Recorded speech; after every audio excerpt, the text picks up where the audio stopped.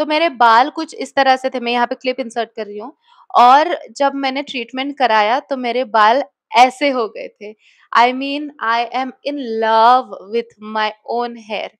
मैंने बहुत रिसेंटली एक हेयर ट्रीटमेंट कराया था और मुझे ऑफलाइन और ऑनलाइन भी डीएम्स में बहुत सारे लोगों ने ये पूछा कि मैंने कौन सा ट्रीटमेंट करा है, उसके चार्जेस क्या है, क्या इससे डैमेज होता है, मैंने कहाँ से ट्रीटमेंट करा है, इसकी आफ्टर केयर क्या है। तो मैंने सोचा कि एक अच्छा सा वीडियो बनाया जाए जिसमें मैं ये सारे डिटेल्स आपके साथ शेयर करूंगी। Hi you guys, welcome or welcome back to my channel. I'm Shreya and I bring real life lifestyle content which will help you to uplift your life every week. तो definitely मैं आपके साथ share करने ही वाली हूँ कि मैंने कौन सा हेयर ट्रीटमेंट कराया है, लेकिन उससे पहले हम ये देखते हैं कि क्या आपको हेयर ट्रीटमेंट करने की ज़रूरत है या नहीं। देखो, पहला पॉइंट बहुत सिंपल है। बिकॉज हेयर ट्रीटमेंट में बहुत ज़्यादा पैसे खर्च होते हैं एंड बहुत ज़्यादा आपका मतलब है हज़ारों रुपए आपके खर्च होने वाले हैं। तो कोई भी हेयर ट्रीटमेंट करने से पहले एक बार ये चेक करना कि आपको एक्चुअली में ज़रूरत है हेयर ट्रीटमेंट करने की या फिर नहीं है। अगर आप कॉलेज गोइंग हो, ऑफिस में जाते हो और आप ज्यादा आपके बालों को स्टाइल या हीट नहीं करते हो, आपके बाल आराम से मैनेज हो जाते हैं, तो आपको हेयर ट्रीटमेंट करने की जरूरत नहीं है। But if you are somebody like me जो बहुत ज्यादा हीट अप्लाई करते हैं आप खुद के बालों पे, then you have to do a hair treatment. इससे आपका बहुत टाइम बच जाता है, आपके बालों को बार बार हीट अप्लाई करने की जरूरत नहीं पड़ती है और आप बहुत टाइम तक स्ट्रेस फ्री रहते हो आपके बालों के स्टाइलिंग को लेके। अब हम ये देखेंगे कि कौन सी ट्रीटमेंट मार्केट में अवेलेबल है और क्या उसके साइड इफेक्ट्स है, क्या उसके कॉस्टिंग जाती है आपको एंड ऑल दोस थिंग्स। सबसे पहला है केराटिन ट्रीटमेंट। खैर, केराटिन तो बहुत पुराना हो चुका है बट अभी भी बहुत सारे लोग इसे प्रेफर करते हैं। तो केराटिन एक प्रोटीन ट्रीटमेंट है जो आपके बालों को सिल्की, सॉफ्ट और मैनेजेबल बनाता है। बट आपने बहुत बार सुना होगा कि केराटिन ट्रीटमेंट करने के बाद बहुत सारे लोगों को हेयर फॉल होता है और वो हेयर फॉल इस हद तक होता है कि उनको और एक कोई हेयर ट्रीटमेंट लेनी पड़ती है just to grow their hair back. And it is because कि केराटिन में ऐसे कुछ केमिकल्स होते हैं या फिर ऐसे कुछ प्रोडक्ट्स यूज होते हैं जो सारे लोगों को सूट नहीं करते हैं। वो इतना सेफ नहीं होता है keratin treatment and that's why ये हेयर फॉल और डैंड्रफ और ऑयली स्कैल्प, ये सारी चीजें केराटिन के बाद लोगों को होना स्टार्ट होती है। अगर आपके बालों की मेरी जितनी लेंथ है तो 8 to 10,000 तक आपको पे करना होगा और ये ट्रीटमेंट आपको 8 to 9 मंथ्स तक आराम से चल जाता है।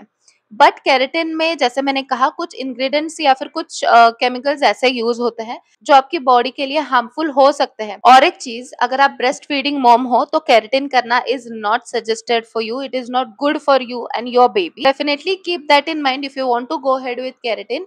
आप ये सारी चीजें एक बार चेक कर लेना। नेक्स्ट ट्रीटमेंट है बोटॉक्स ट्रीटमेंट। बोटॉक्स आपने बहुत बार सुना होगा कि कई सारे सेलिब्रिटीज बोटॉक्स करते हैं। लिप बोटॉक्स, चिन बोटॉक्स, चीक्स बोटॉक्स, फोरहेड पे बोटॉक्स, ये सारी चीजें आपने बहुत बार सुनी होगी। तो हेयर बोटॉक्स क्या है? हेयर बोटॉक्स सिमिलरली आपकी बाकी बोटॉक्स की तरह ही आपकी हेयर को बहुत ज्यादा मैनेजेबल और हेल्दी बनाने में मदद करता है।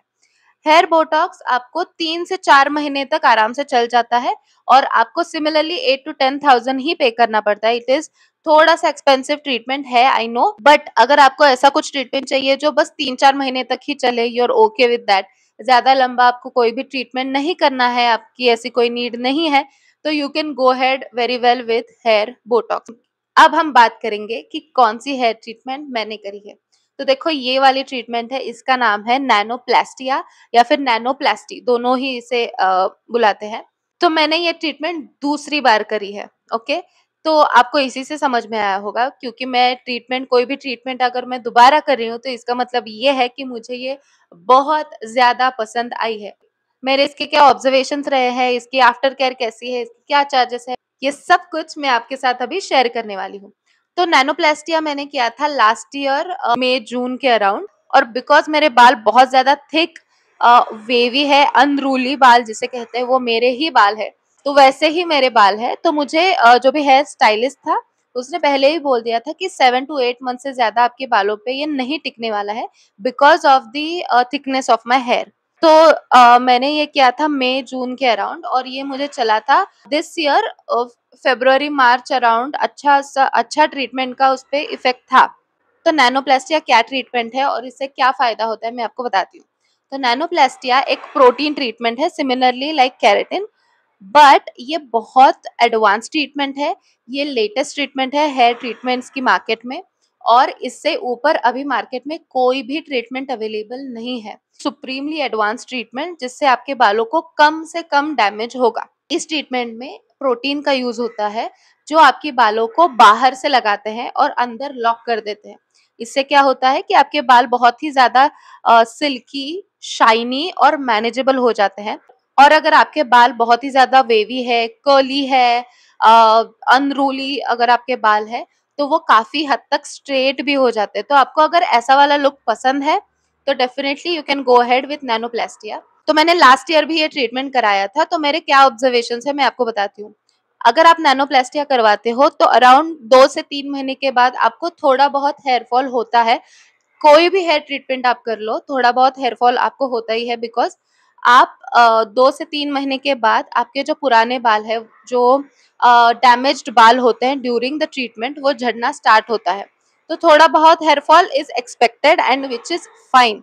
अगर आपको एक्सेसिव हेयर फॉल हो रहा है then there is a problem. तो थोड़ा बहुत हेयर फॉल आपको नैनोप्लास्टिया के बाद भी होगा, ओके, बट आपको डरना नहीं है। Continue with whatever shampoo and conditioner you are using. इसका sulphate free shampoo and conditioner आपको मिलता है, आपको सैलून में भी मिल जाएगा, या फिर आपको सैलून में नहीं खरीदना है तो आप मार्केट से कोई भी सल्फेट फ्री शैम्पू या फिर कंडीशनर ले सकते हो। नैनोप्लास्टिया करने के बाद एक थंब रूल है, आपको आपके बालों को ऑयलिंग नहीं करना है। I know it is really hard to believe, लेकिन मैंने भी मेरे खुद के बालों को 6-7 महीनों तक कुछ भी ऑयलिंग नहीं किया था, बिकॉज ऑलरेडी आपके बालों में वो सारा न्यूट्रिशन, सारे प्रोटीन्स उन्होंने ऑलरेडी लॉक कर दिए होते हैं, तो आपकी बालों को जरूरत ही नहीं पड़ती है। लेकिन अगर आपको करना ही है ऑयलिंग, थोड़ा हेयर मसाज लेना है, तो यूज ड्राई ऑयल्स मिलते हैं, और उसके बाद आप शैम्पू कंडीशनर से रेगुलर आप वॉश कर सकते हो। सेकेंड थिंग आपको ये ध्यान में रखना है कि आप नैनोप्लास्टिया जब भी करते हो उसके 2-3 दिन तक आपको बाल बांधने नहीं है, ऐसे ही खुले छोड़ने, नहीं तो वो डेंट पड़ जाता है बालों में, और ये जो स्ट्रेट लुक आता है ना बालों का, वो खराब हो जाता है। फिर ये ट्रीटमेंट करने के बाद मेरा एक ऑब्जर्वेशन था कि मेरे बाल बहुत ज्यादा हेल्दी, स्ट्रॉन्ग, और उसकी ग्रोथ भी बहुत फास्टर हो गई थी बालों की। And that's also another reason कि मैंने ये ट्रीटमेंट दोबारा से कराया है अपनी बालों पे। ये ट्रीटमेंट करने के लिए मैंने 10,000 रुपीज पे करे थे। और मैं एक बात आप सबको बोलना चाहती हूँ कि कोई भी ट्रीटमेंट, आप केराटिन कर लो, स्मूथनिंग कर लो, बोटॉक्स, नैनोप्लास्टी, जो भी करना है, मेक श्योर कि आप किसी अच्छे सैलून में जाके, किसी हेयर एक्सपर्ट के पास जाके ही आप ये सारी ट्रीटमेंट कर रहे हो। अदरवाइज आपकी हेयर बहुत डैमेज हो सकते हैं। अगर आप ऐसे किसी से आपकी हेयर ट्रीटमेंट करवा रहे हो जो बहुत ज्यादा एक्सपर्ट नहीं है, तो आपके बालों के ऊपर अगर गलत केमिकल, गलत तरीके से केमिकल यूज किया गया, गलत प्रोडक्ट्स यूज किए गए, तो डेफिनेटली आपके बाल डैमेज होने ही वाले हैं। मेक श्योर करना कि अगर आप नैनोप्लास्टिया कर रहे हो तो आपकी हेयर जो भी ट्रीट कर रहे हैं उनको बोलना कि स्कैल्प को बिल्कुल भी प्रोडक्ट नहीं लगना चाहिए। अगर जरा सा भी प्रोडक्ट आपके स्कैल्प को लगता है तो वहां से आपका हेयर फॉल और डैंड्रफ, ये सारी चीजों का प्रॉब्लम होना स्टार्ट होती है। मेक श्योर कि आपकी स्कैल्प को थोड़ा छोड़ के, अराउंड 1 इंच का गैप छोड़ के ही आपको सारी प्रोडक्ट्स वो लगा रहे हैं, तभी आपको अच्छा रिजल्ट आएगा, तभी आपके बाल डैमेज नहीं होंगे। तो ये सारी चीज़ें थी नैनोप्लास्टिया के बारे में। यही ट्रीटमेंट मैंने करी है। अभी तो ये ट्रीटमेंट करके बस 1 हफ्ता ही कुछ हुआ है, तो मैंने बस एक ही बार वॉश किया है, और एक्चुअली मैंने सुबह से कोम्ब भी नहीं किया है, सो दैट्स अ रिलीफ। अभी मुझे कहीं भी बाहर जाना हो तो मुझे ये चीज़ का टेंशन नहीं होता कि मुझे अभी आयरनिंग करने के लिए half an hour, 1 hour spend करना पड़ेगा, हेयर स्टाइलिंग के लिए अलग टाइम निकालना पड़ेगा, so it's a time saver for me. और मैंने ये ट्रीटमेंट इसीलिए करवाया था बिकॉज़ मैं बहुत ज़्यादा स्टाइलिंग भी करती हूँ। मेरी लाइफ़ बहुत ज़्यादा एक्चुअली हेक्टिक है। मुझे टाइम ही नहीं मिलता ऑनेस्टली मेरे बालों की उतनी केयर करने के लिए, जितनी करनी चाहिए एक्चुअली। और मैंने सब कुछ ट्राई किया है। मैंने कर्ली गर्ल मेथड ट्राई किया है, वो जेल्स लगा के, मूव्स लगा के सब कुछ ट्राई किया है, बट ऑनेस्टली उसमें बहुत ज़्यादा टाइम जाता है और उतना टाइम नहीं है मेरे पास। सो आई वांटेड समथिंग कि जो मुझे क्विक सॉल्यूशंस प्रोवाइड करे। थोड़ा लंबा ट्रीटमेंट जो चलेगा वो मुझे चाहिए था, और ऐसा ट्रीटमेंट जिससे मेरा दिमाग फ्री रहे कि अभी मुझे स्टाइलिंग करने का कोई टेंशन नहीं है, मैं कैसा, मेरे बाल कैसे दिख रहे हैं उसका टेंशन नहीं है, इसलिए मैंने नैनोप्लास्टिया किया था। तो मैं बहुत ऑनेस्टली बता रही हूँ, आप कोई भी ट्रीटमेंट कर लो, आपके बाल डैमेज होने आप कोई भी ट्रीटमेंट करवा लो, आपके बाल डैमेज होने ही वाले हैं। बट हमें करना ही है हेयर ट्रीटमेंट, क्योंकि हमें कुछ एक्सपेरिमेंट करना है, कुछ न्यू लुक चाहिए, या फिर जैसे मैंने कहा, हमारी लाइफ बहुत हेक्टिक है, आपको इतना टाइम स्पेंड नहीं करना है खुद के बालों पे ऑन अ डेली बेसिस। तो हेयर ट्रीटमेंट करना ऑलवेज मेक सेंस, बट इस सब में ना एक चेक करना चाहिए हमेशा कि कौन सी हेयर ट्रीटमेंट हमारे लिए सेफ होने वाली है। और आप भी ये ट्रीटमेंट कर सकते हो, ये काफ़ी ज़्यादा सेफ है, इससे ज़्यादा सेफ ट्रीटमेंट अभी मार्केट में नहीं है। अगर आएगा तो मैं वो करूँगी और आपके साथ वो शेयर भी करूँगी। So definitely if you want to do it, please go ahead and do it and let me know what are your reviews and thoughts about it. I'll meet you in the next video. Till then, take care and bye bye.